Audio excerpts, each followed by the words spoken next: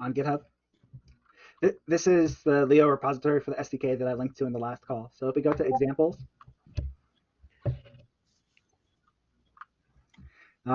there's many examples for Leo. There's a few examples for Leo instructions, and Leo is a little bit more friendly, so I think it might be easier to read for beginners. They have a lot of basic examples, and I think we should start with simple token because there's a simple token example for Leo instructions too. So let's look at simple token, and we can look at the source code, and then I'll switch the screen sharing to Visual Studio Code, and I'll open the Leo repository example and show you how to build this example after I demonstrate by walking through it how it works. So the Leo program has an inputs folder, it has a source folder.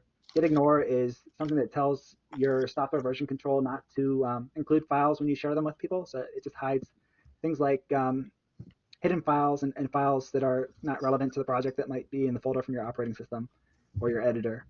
README gives you the instructions. So to build this, you would type Leo build with the Leo SDK, and you would type Leo run to execute it. So you only type Leo run if you do not give your custom inputs.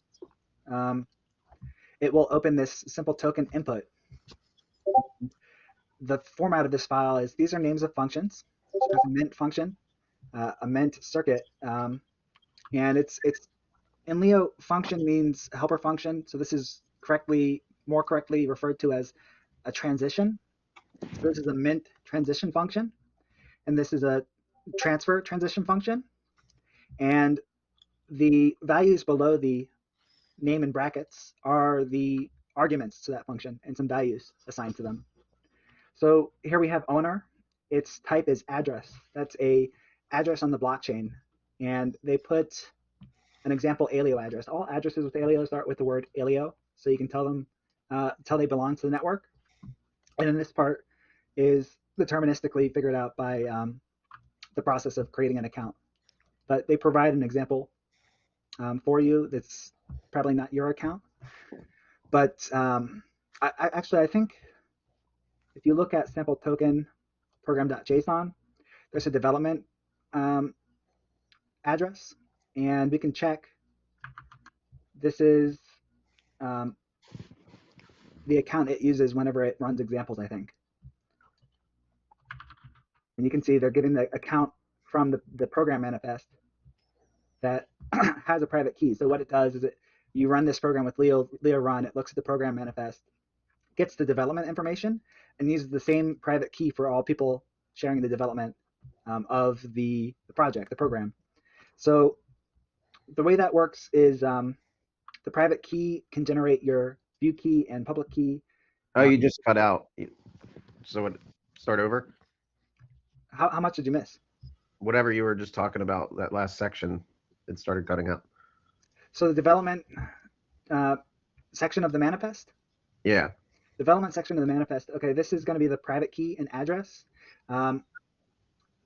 There's, I guess the concept of public key cryptography is that you have a private key, and I think the address serves as your public key.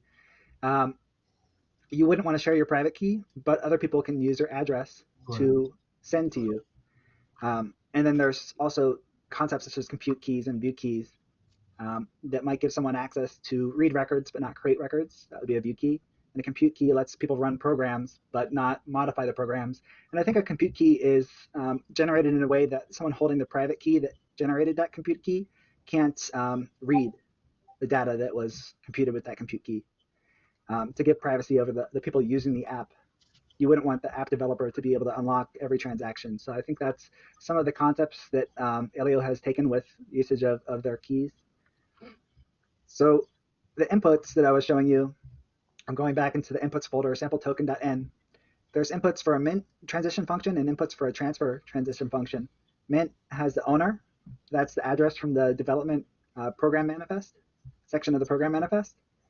That's the address from the development section of the program manifest. And then amount is just a made up amount. So it's 100 units of the token that get minted. Transfer is a method that transfers the token from the owner, which is the same as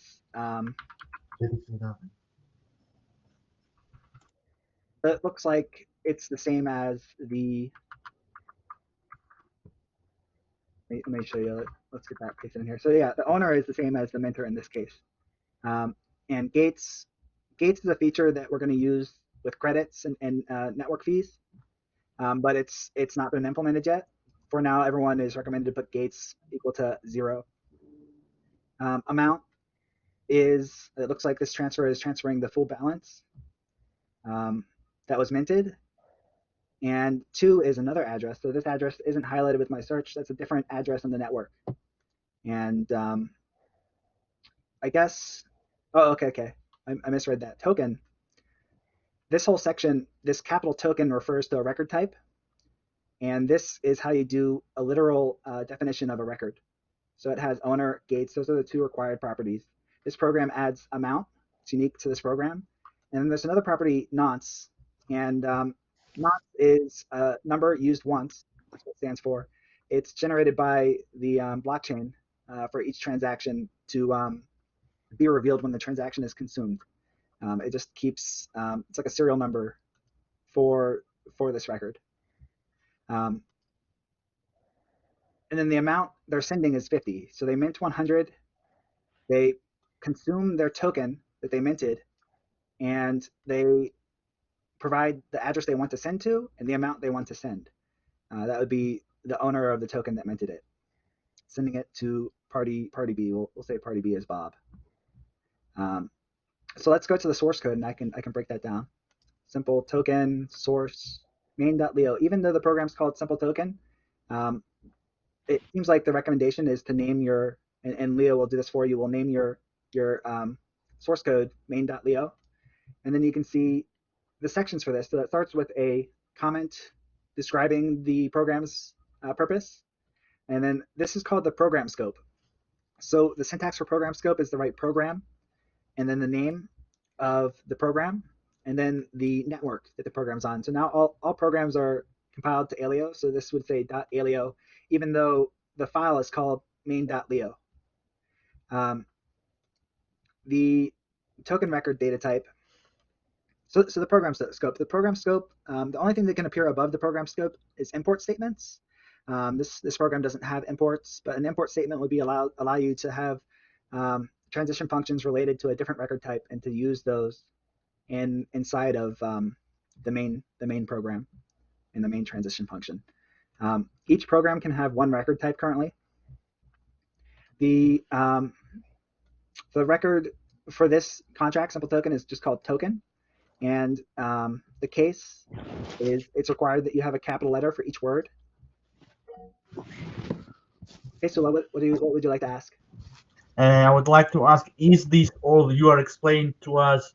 Do you explain? do you explain the transaction, or what are you explaining now?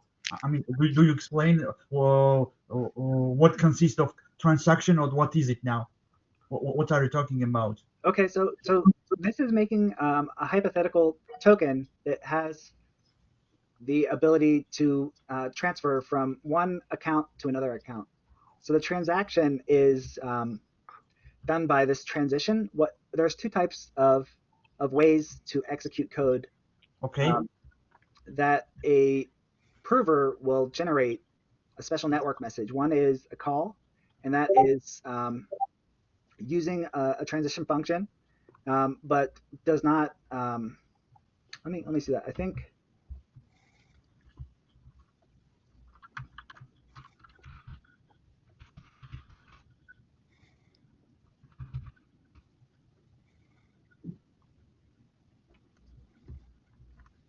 So this is in layout of a Leo program. Okay.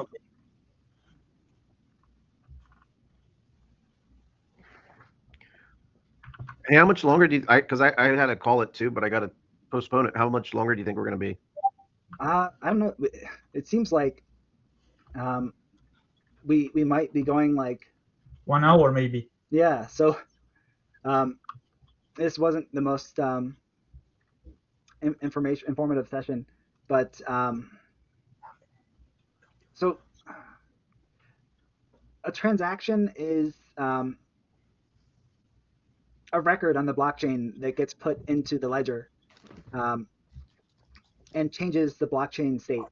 So the concept of a transaction used with a token would be to change the token holder's balance in order to send tokens to another token recipient, or to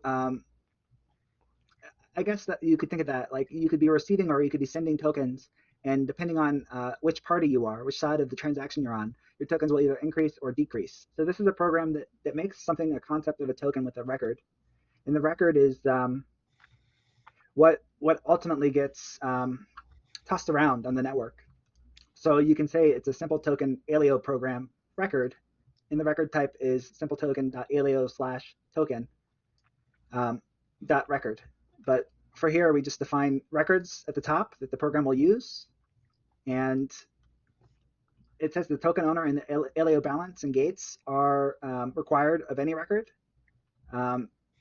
The owner means who's in possession, whose account it belongs to, and any other person would not be able to interact with that record. And then amount is just a number. It's a large number that tracks your balance of that token. And so minting, the concept of minting would be making a token record, and it takes an address for the owner, and it takes an amount to mint. It's like creating money out of thin air, basically.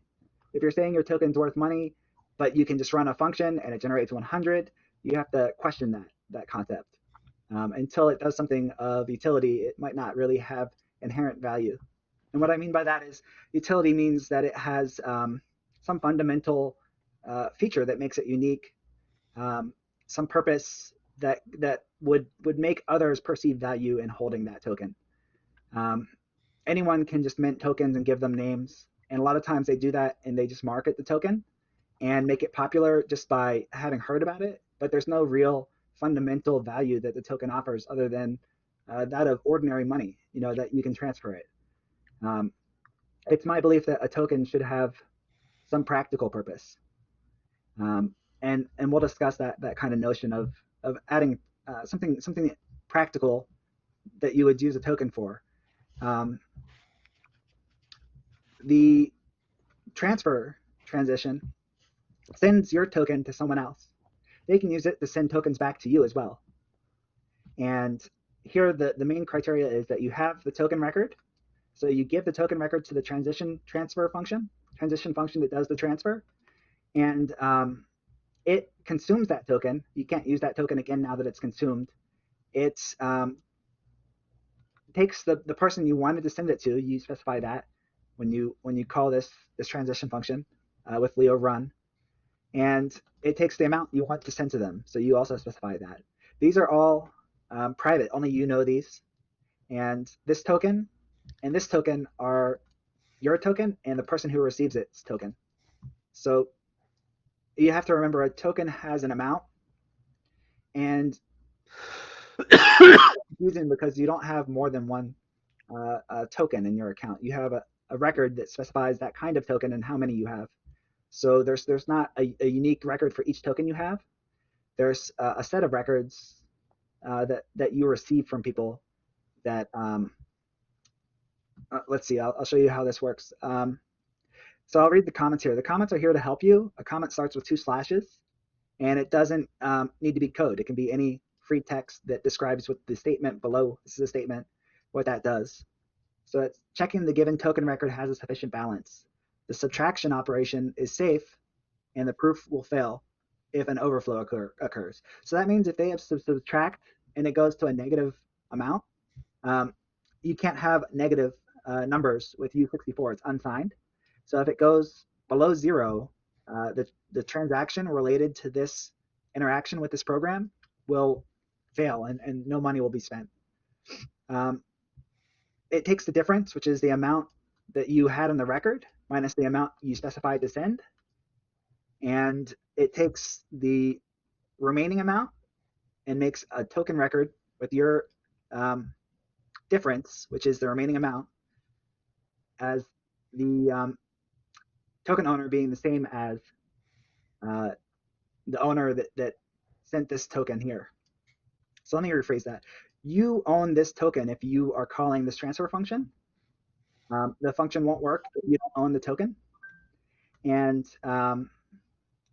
by creating this token called remaining, this is the variable name, this is the record type, it's giving the owner the initial token owner. So remember, token is the token you own that you fed to the function with Leo run. And token owner is your address. Token gates is your, what was the note here? Aleo balance for Aleo credits for the network fee. And amount is the difference. So it was the original amount minus the amount you sent. Then there's a transferred token record. This is the record that the recipient receives. The recipient gets to be the owner, so that's 2. The argument at the top here, 2, is an address. So that's another address. You could send this to any address. You could send it to the wrong address and lose your token, or you could send it to the correct address, and that address would be able to do things with that token. That's part of the risk.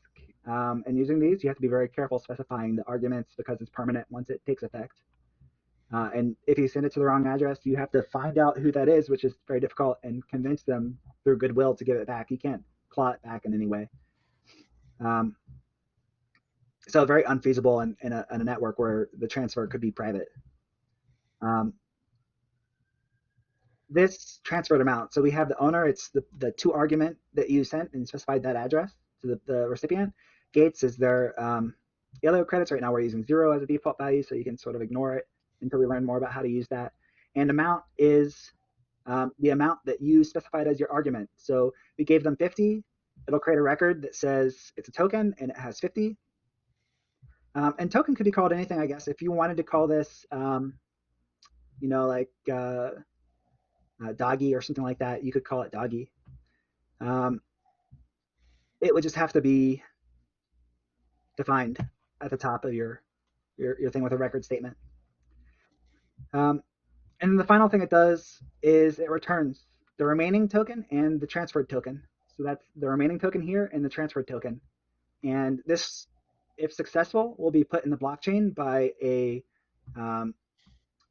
computer running Snark OS after a prover gets the on-chain contract that's been deployed and runs this logic. And that's part of the prover's job, is to run this logic. And there's 2 ways it could happen. You could run Snark VM and make a Snark proof yourself, and that would send a transaction to a validator. Or I think you could send a request to the provers on the network, and they would look up this record and run this logic for you and make a zero-knowledge proof. It may be that the provers are entirely offline, and it's each person runs their own prover, and their Leo run command is running the prover, and it's generating the zero-knowledge proof, and the validators are handling those zero-knowledge proofs. I'm still learning about that. I think the validators, it's L1 blockchain. I think they're just solving zero-knowledge proofs in constant time, and the people that are proving are running the Leo program, and they're making requests to the validators. The validators host the program, and they update the balances and records. And you see there's this concept of, we take a record, we use it up, it can't be used again, and we generate 2 new records. So one record you keep, and the other record the other party receives. But the total of both amounts on both records equals the initial total of the first record, if you would compare them, because we are doing these operations with math.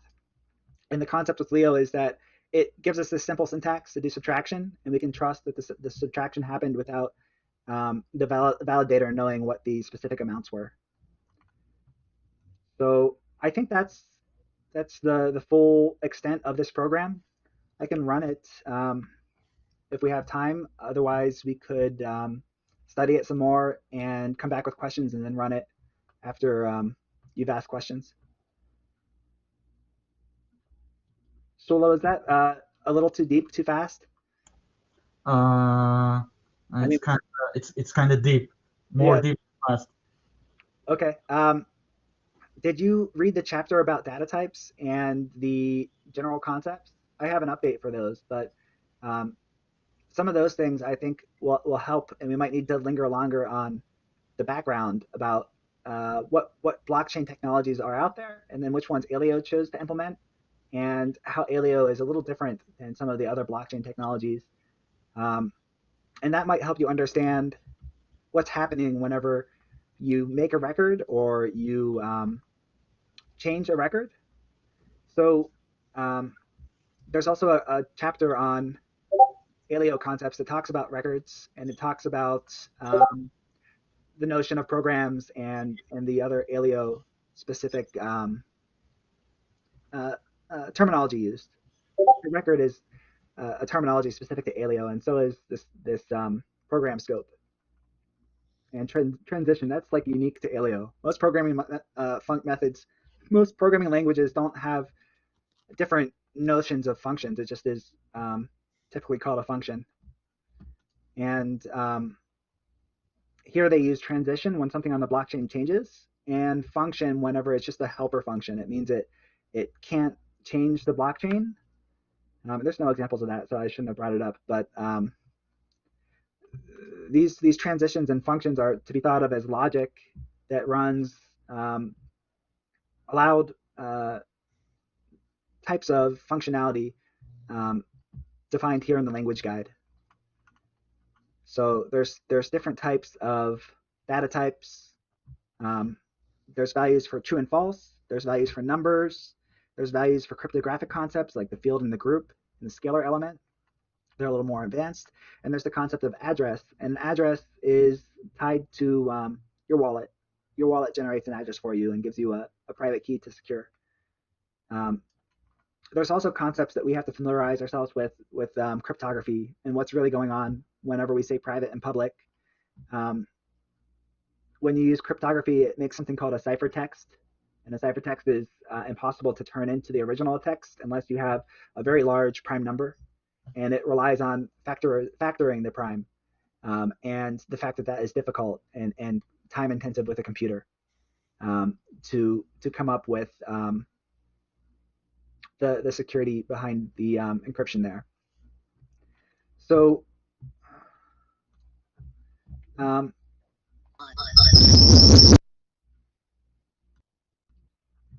anyways,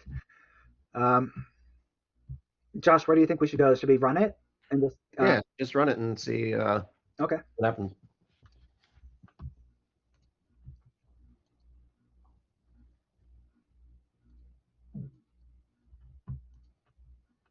I think you ran out of time.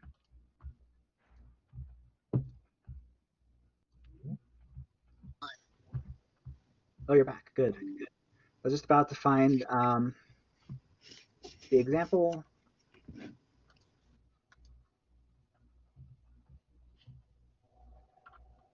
So we were looking at this one. Let me open a terminal. Can you see my window? It's not coming up, is it? Okay.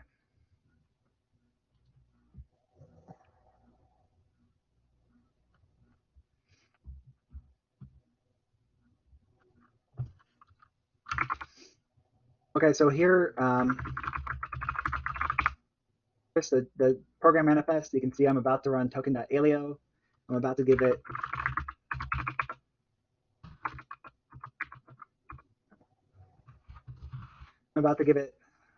I'm about to mint a public token and mint a private token. I think this is a more advanced example. Simple token is the one we were looking at.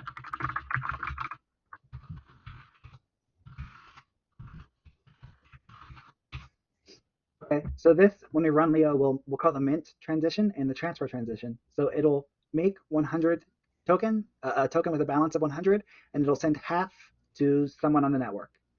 I guess Sula will catch up on the recording, as will everyone else, but I can just do Leo run. Leo run here, it's going to compile into Aleo instructions.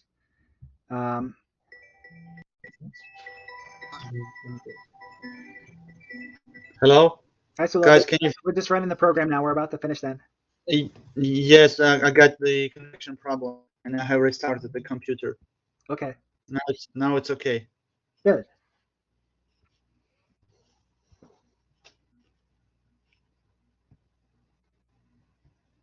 So this takes some time. It's compiling the simple token program that I just walked through. And it won't do much. It'll show you the records that the transaction generates. So it's going to do two transactions. It's going to do a mint transaction and it's going to do a transfer transaction. And these are,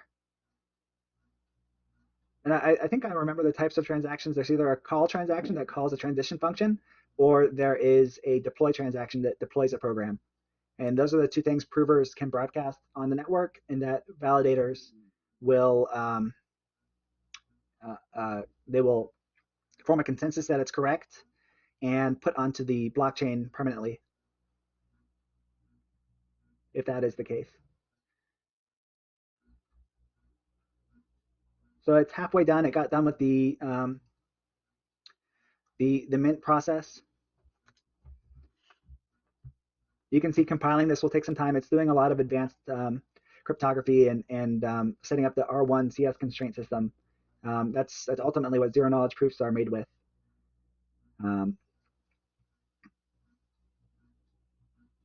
So we'll I guess in the final version. Okay, now it's working on the transfer code.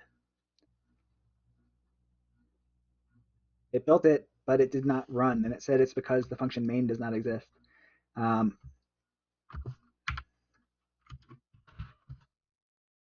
So let's just take this address and tell it to run mint directly. And the inputs are in order, so I'm going to provide the first input value and the second input value. So I'm just copying and pasting it out of the mint section, and I'm using the argument mint for the function to run. So this is us trying to run it manually. See, it's executing mint now.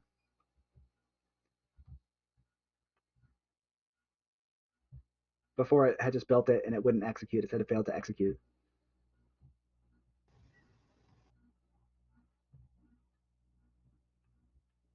So when this is done, it'll give us that token record, and the token record will have an amount 100. You can see here's the token record. It doesn't have a nice type token next to it, but you can see it has your address, the owner. It's private. That means only the person who corresponds to this address can see that. The gates are also private. The amount is private, and it's 100. 100, and it's a 64-bit unsigned integer. And then nonce. This is the number that the network reads, and it's a serial number for your record. It's public, but you don't have to worry about the nonce. It's handled automatically whenever a validator accepts your transaction. So what we did was we just ran snark-vm, and snark-vm communicated with snark-os, and snark-os responded back with our acceptance of a record that we just sent with a program, or we just generated with a program. So here we want to transfer. So this part's a little tricky. You have to copy and paste this, considering it's the record. And you look here, it's token. So we're going to transfer like this. I don't know if this will work. It's going to get kind of ugly. So Leo run transfer the record itself that we just generated, and to this address. So they gave us an address to transfer it to.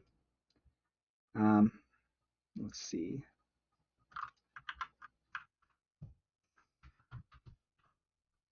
It'll take some seconds, just a second.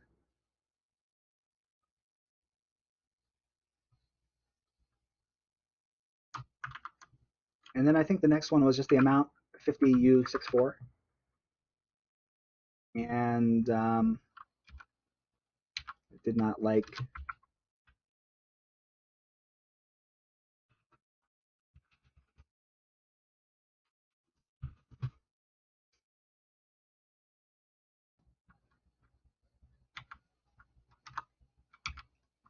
So let's see.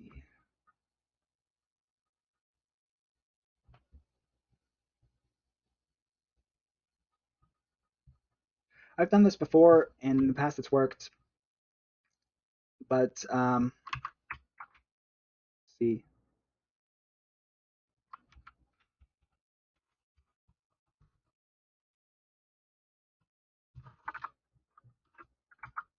think it doesn't like whenever you have return statements in the middle of the command. So this is going to get long.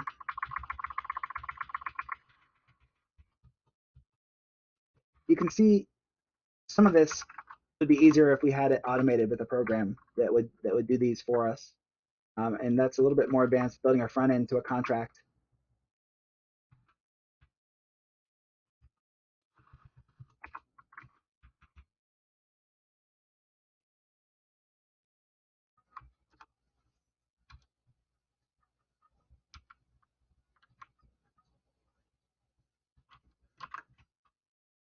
Josh, do you see any syntax problems in here?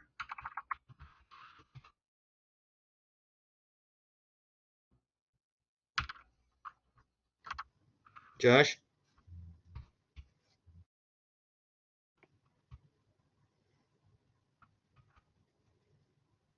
It's probably very similar. I can link to the chat with I'll share the video, the recording, Sula, and I'll link to the chat a demonstration of the token example, the simple token example that I think Howard gave at one of his conferences, one of his talks, and Okay. I'll link to the code, so you can look at the code and you can find it on a website and read it without having to download it to your computer.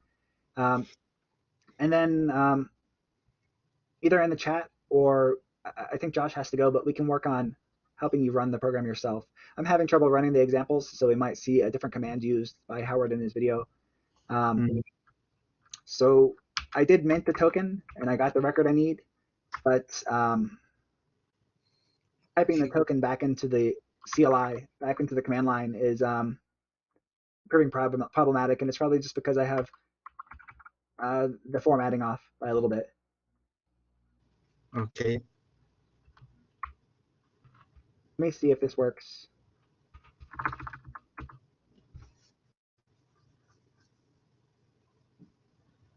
Andrew, can you hear me?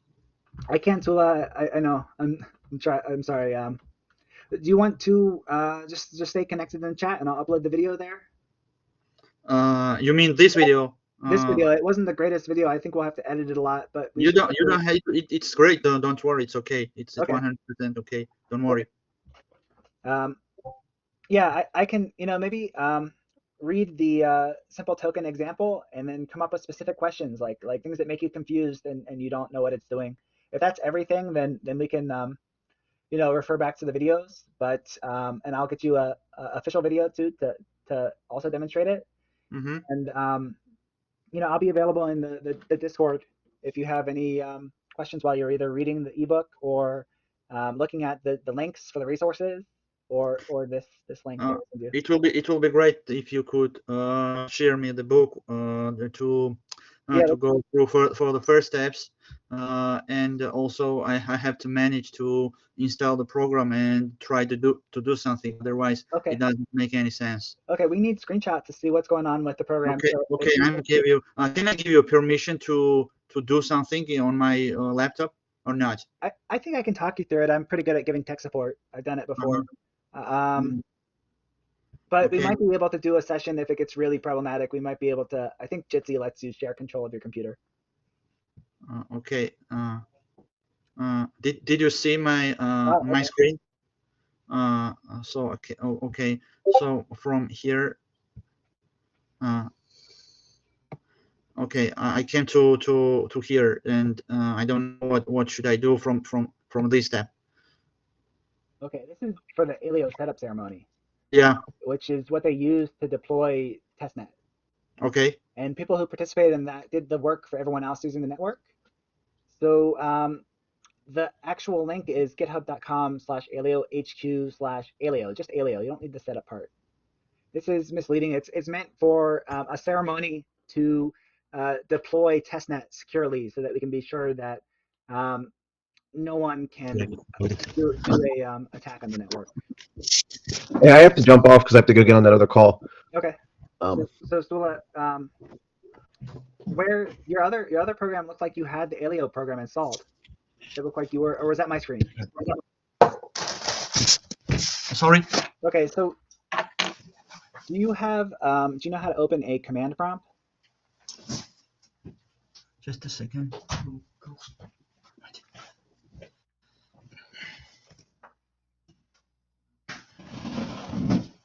Okay, the first commands you should probably type are git space dash dash version. I can type it in the chat for you.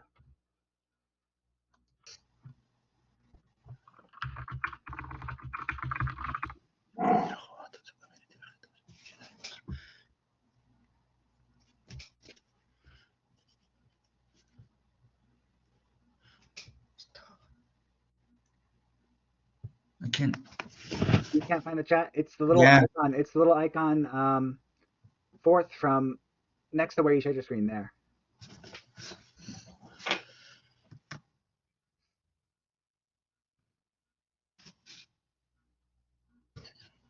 Okay, just press enter. So git is not recognized as an external command. Type.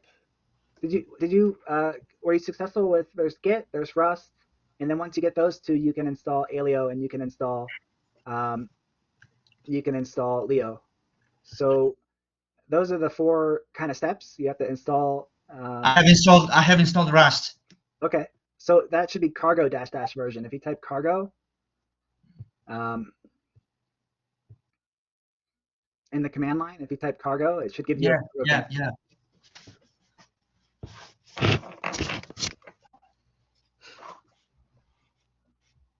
Do you want me to type the cargo in the command? I just want to see what version you have. Okay.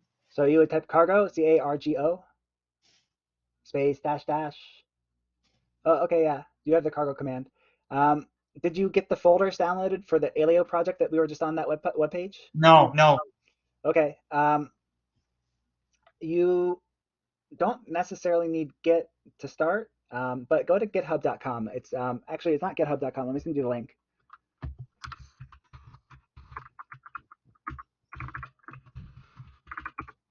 Let me check that link. No, just a second. That's the wrong link.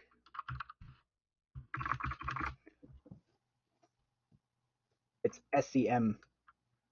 So here's the link.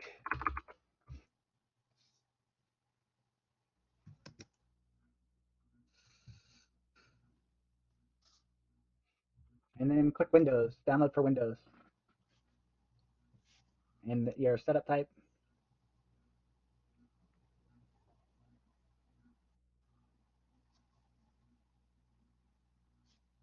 Now open the other tab to the left for GitHub while that's downloading. This one? Yes. So I guess you can click that exe and it'll install the command for you like you installed the cargo command. The one you just downloaded, the GitHub installer. Oh.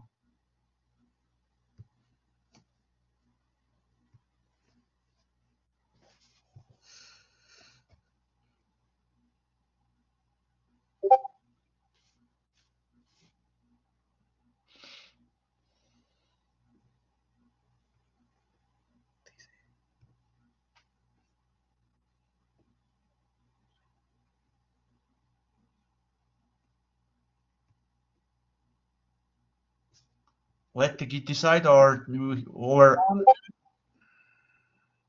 So this is a personal preference. Most new projects use main as the default name for new repositories. It's based on personal preference over the term main or master being preferred. So I think Aleo uses main. Let me check if that's correct. But so older software will use master and newer software may use main. GitHub is recommending people use main. which one? This one? I have to choose this one? I think, let's see. It's a recommended. It says it's a recommended option. Yeah, do the recommended option. Let's see. You probably want to use the bundled OpenSSH, the OpenSSL library. It's just it's providing SSL support. Okay, this makes the code have non-Windows style line encodings when you commit it, but when you get code, it'll have Windows style line encodings. So I think that is fine. It just means it'll use Windows return characters for when you're working in it, but when you share it, it'll convert to Mac OS and other platforms style return characters, which is safe. So which step I have to choose now? The first one. Use MinTTY, the default terminal. Use Windows default console window. Let's see. I would just go with the. It depends. Many TTY is a custom terminal, and Windows default console is the one that we were just working in. So I would choose the second one. There's also tutorials on how to install Git and customize these options on YouTube. Yeah, that's fine. The fast forward or merge, and then credential manager is fine. I don't know why it's installing all these extra things. It's really just the one command. Yeah, these settings, the default should be fine.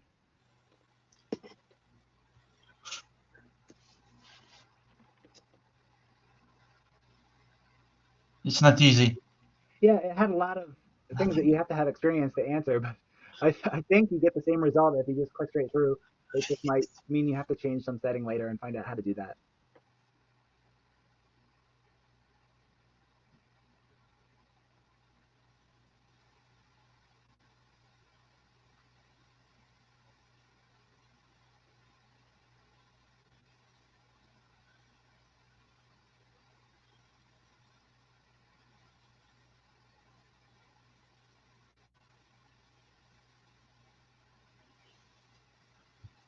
Yeah. Okay, so you don't have to open it. It won't open in Microsoft Edge. Is there a cancel?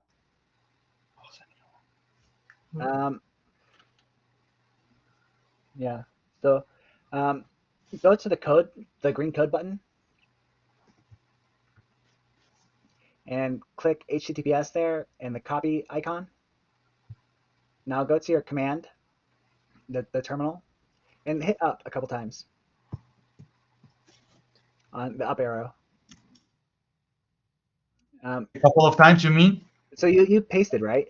Yeah. Looks like you pasted. If you hit the up arrow, I just want to see if the git command's there again. So if you hit up, it'll go in your history, I think. And keep going until you get to git version. Now hit enter. Let's see. That's another blocker. Okay. Is it in your start menu?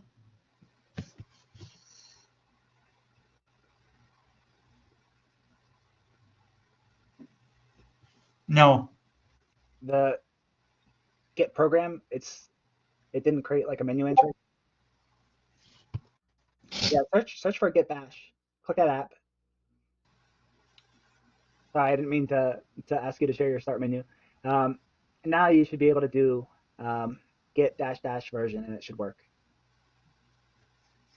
So type git hyphen hyphen version. Yeah, you can just look up there.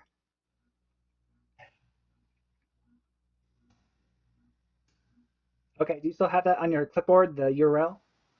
You want to type git space clone, CLONE, space, and then paste your URL.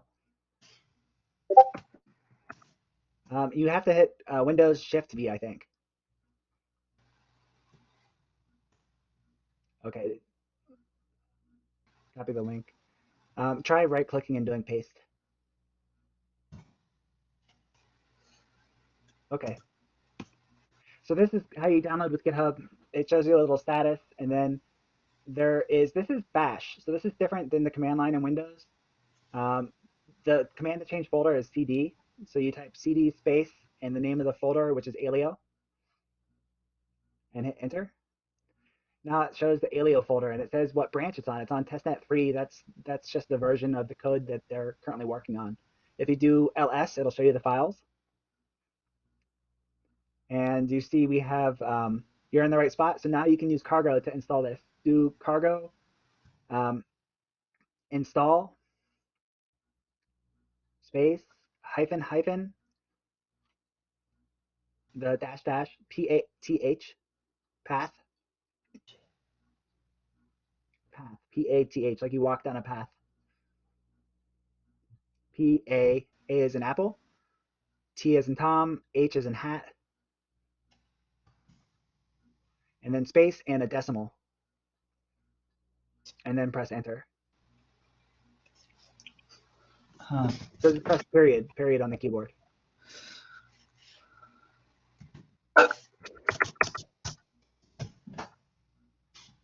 Sorry. That's okay. Because when you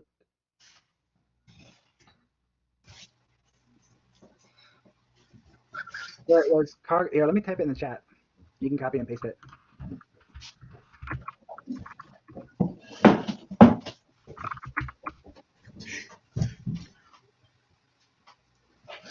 Hold on. Okay.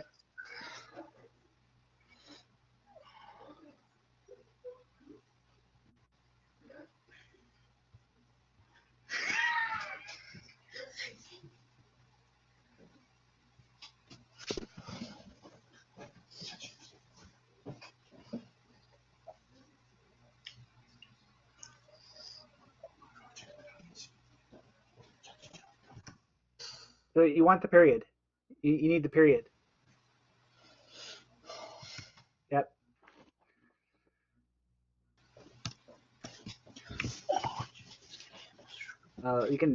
You have to use the back arrow to erase that. Now press enter and it should work. So this is how you install one of the repos. The other repo is Leo.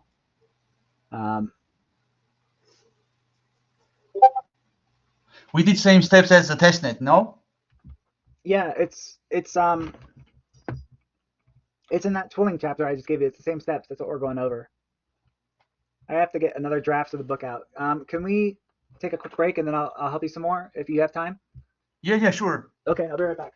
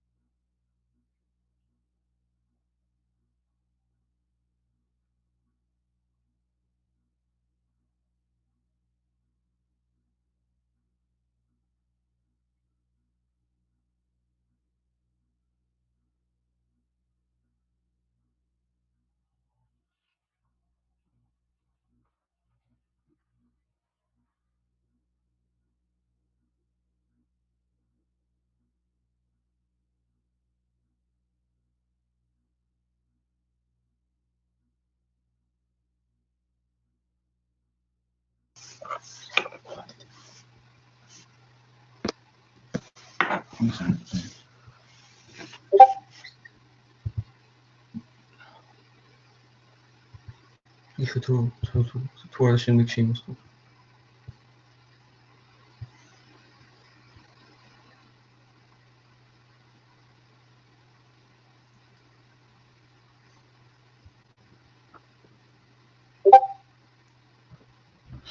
Okay, so it says, what was the error saying? Oh, gee, could not download Snark VM. Failed to compile Alio. Intermediate artifacts found in your drive.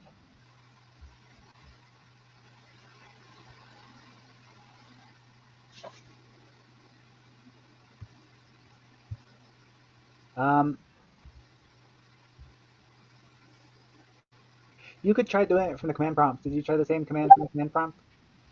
If you go into the Alio folder. So I guess it's the same command in Windows, cd, I think. And now you can copy the cargo install path period that I think you had in your. It's dir in the command prompt. In Windows, it's instead of ls they use dir, dir.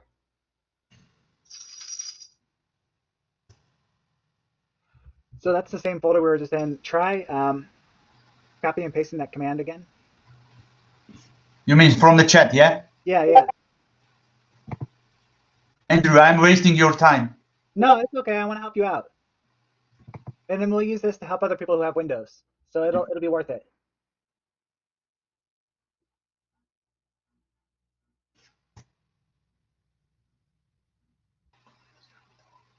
Okay. What does it say when you do cargo dash dash version? I'll show you my version and see if it's different.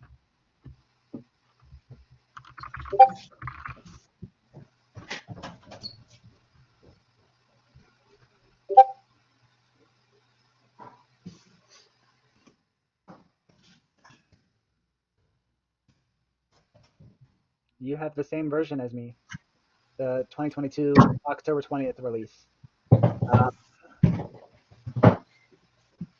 Let's see, could not parse input as Tamil.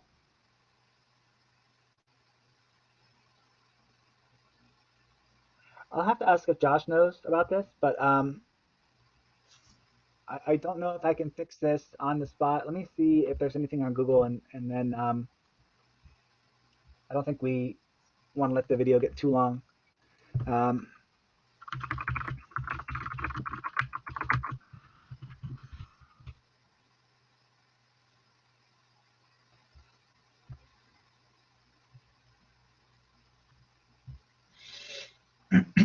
This might be something also. It could be a bug. We have to report about the Windows process. In the GitHub page where you downloaded it, you might be able to create an issue with this text saying Snark VM parameters version 0.9.10 does not get parsed on Windows. So it might be something that we do in the Snark VM project and raise an issue and say that there's problems installing in Windows.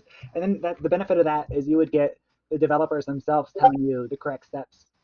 And there may be some developers that have tested it on Windows that would know more than I do, to be honest.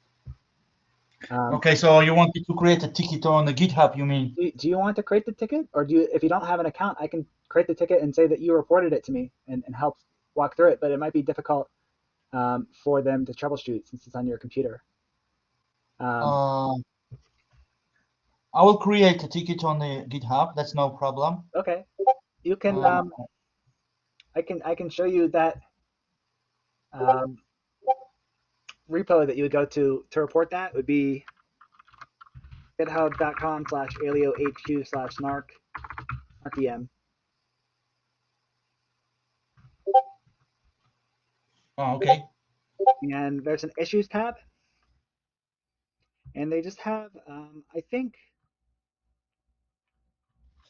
if you go to create an issue, I think they give you a template to fill out. A new issue, yeah. But I have to sign in. Yeah, you would have to sign in. I think you can use your Microsoft account. And I'm not sure if you can do single sign-on. Don't do that while we're recording. The issue when you create one, it has steps to get started. You would want to do a bug report or a technical support. They have two of those. You could open a Q&A technical support channel. I think that would be the best way. If people say it's working, I would open a Q&A technical support channel. Okay. And then someone from the team will get back to you about installing on Windows. And then if it's not supposed to do what it's doing, they'll tell you to file a bug report, or they'll file one for you, and it'll get fixed in a couple days. Okay, so what I'm doing now, I will make an issue, and then we will see coming from the reply, correct? Yeah. Do you know how to make an issue? You've never done that before, right? I didn't know. I didn't do it before. Okay. Go back to the Alio Snark VM page that you clicked, and then issues, new issue. And the part I was telling you, oh, you have to sign up for GitHub. Let me share my screen and show you what you'll see. I have account. Hold on, I will sign in. Okay.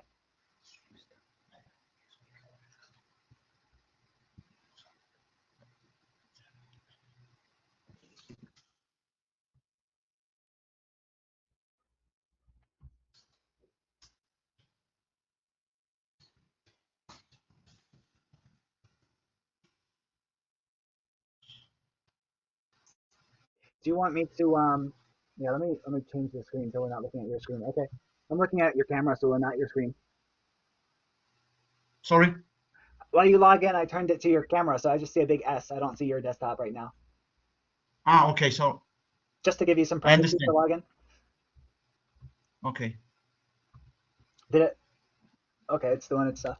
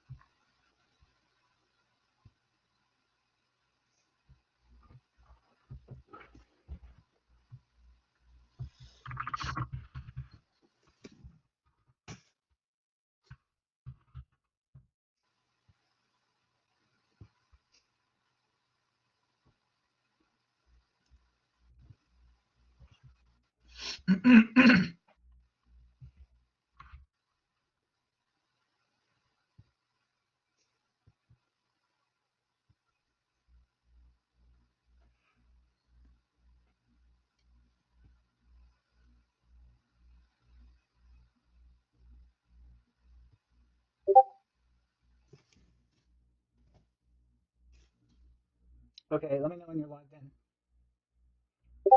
Okay, just a 2 seconds and I'm ready.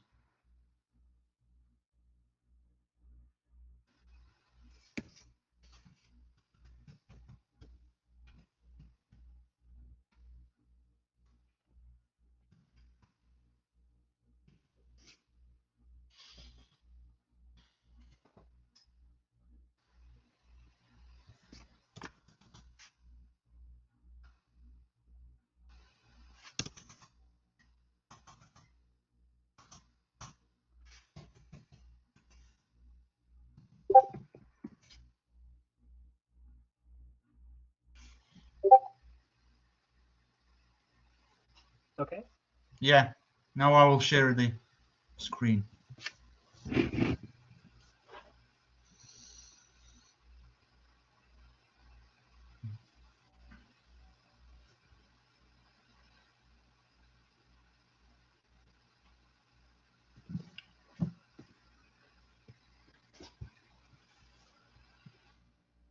you want me to share it, or you were sharing while you were doing that? You didn't turn your sharing off, so you just turned it off now. Do you see my screen now? No, I was seeing it the whole time while you were logging in, and I had to go off and not look at it to give you privacy. Um, so let me just show you the page on Snark VM to create an issue. There's two types of issues that would be what you're looking for. There's a bug report. Do you see my screen? Yeah. Okay, there's a bug report and there's a technical support. I think Okay. this falls under technical support, and if it's a bug, they'll tell you that you need to open a bug. And it's sending us to Discord. So um, I don't know if there's Windows users. The Discord would be a good resource. If you think it's a bug because the cargo package didn't install, you could get started here. There is a format. You're supposed to say what's the bug that you found, how serious is it, and what is affected. And you could say there's a bug installing the cargo package in Windows. And then you would paste the steps, and that would be the command I told you to type, cargo install path. And then you would want to type like your version of Windows and the command line tool you were using, command.exe. And what you expected to happen would be install Aleo SDK. And what did happen, so it just gives you a template to fill out. You can't really get it wrong. And they'll tell you if it's not a bug, if it's just something, but you'll get a response this way from someone who developed it. Okay. And then you'll just submit that, and it creates an issue number, and then you just remember your issue number and come back to the issues, and you can see these are examples of bugs. So here's an example of a bug. You can see if someone else had this problem, but your bug, like a good title for it would be cargo cannot install Aleo SDK with Windows, and then paste that console error that showed up somewhere in the body. Okay. And then they'll see the message for the console error, and maybe this Snark VM has an out-of-date dependency or something. The dependency would just be another program that they use to build the features. Okay. So I have to submit one too. I wrote a program this morning and it broke the compiler, and they want me to submit a bug for something similar. So it's still very fresh. There's a lot of issues getting it to work, and I think all the developers probably have Mac OS. From what I've seen, I think they demo on stage with Mac OS laptops. But it should not be a hard requirement. You should be able to get this done with Windows. Just a few extra steps to get it installed. Okay. I guess, yeah, sure, I understand. I guess I will have a benefit to fix the bugs, yeah, from Leo. Yeah, I don't know if they'll give you credits. You have to bring that up in Discord. Like, can I get some credits for fixing the bugs? I think you get rep as an ambassador. They assess you in the program higher because you're supporting the core project that way. Ah, cool. Yeah.